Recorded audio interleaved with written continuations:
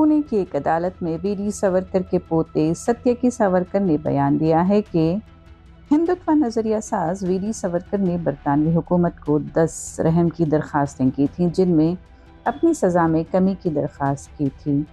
उन्होंने कहा कि उन दरखास्तों का लहजा आजिज़ी पर नहीं था और उनमें उस वक्त के बरतानवी हुक्मरानों से वफादारी के अल्फाज भी शामिल नहीं थे। ये बयान कांग्रेस रहनुमा राहुल गांधी के खिलाफ जारी मुजरिमाना हतक इज़्ज़त के केस के दौरान सामने आया है।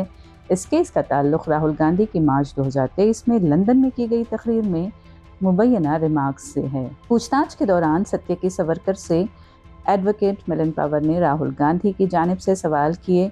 उन्होंने ये इल्ज़ाम भी लगाया कि राहुल गांधी ने वीडी सावरकर की तौहीन की है, ये कहकर के सावरकर ने अपनी किताब में लिखा कि उन्होंने 5 से 6 दोस्तों के साथ मिलकर एक मुसलमान नौजवानों पर हमला किया और उस अमल से खुशी महसूस की। सत्यकी सावरकर ने कहा कि सावरकर की तहरीरों में ऐसा कोई वाक़या मौजूद नहीं है। उन्होंने अदालत को ये भी बताया कि रहम की दरख्वास्त देना एक सरकारी तरीक़ा है जिसका मकसद सज़ा में कमी करवाना है और सावरकर ने ये तरीक़ा इस्तेमाल किया था।